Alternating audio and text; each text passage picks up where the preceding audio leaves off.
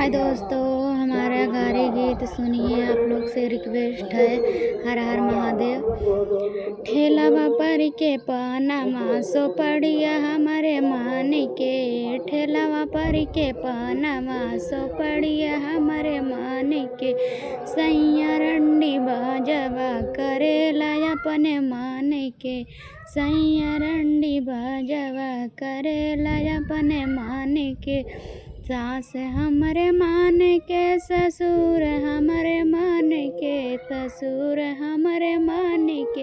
सैया रंडी बाजवा करेला अपने मान के।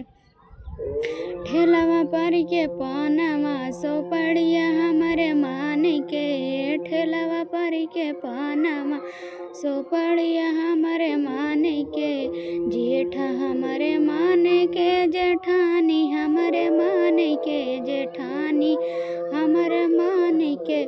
सैया रंडी बाजवा करेला अपने मान के।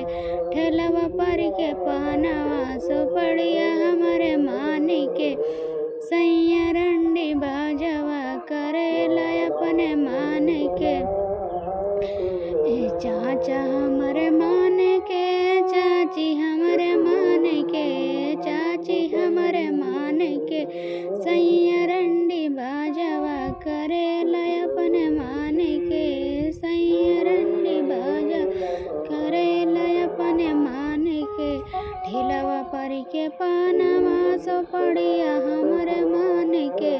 सो पड़िया हमारे मान के। सैया रंडी बाजवा करेला हमारे मान के। सैया रंडी बाजवा करेला अपने मान के। फूफा हमारे मान के। फूफा हमारे मान के। फूफा हमारे मान के। फूफा हमारे मान के। सैया रंडी बाजवा करेला अपने मान के। सैया रंडी बाजवा करेला अपने मान के। ठेलावा पर के पनामा सो पड़िया हमारे मान के। सो पड़िया हमारे मान के।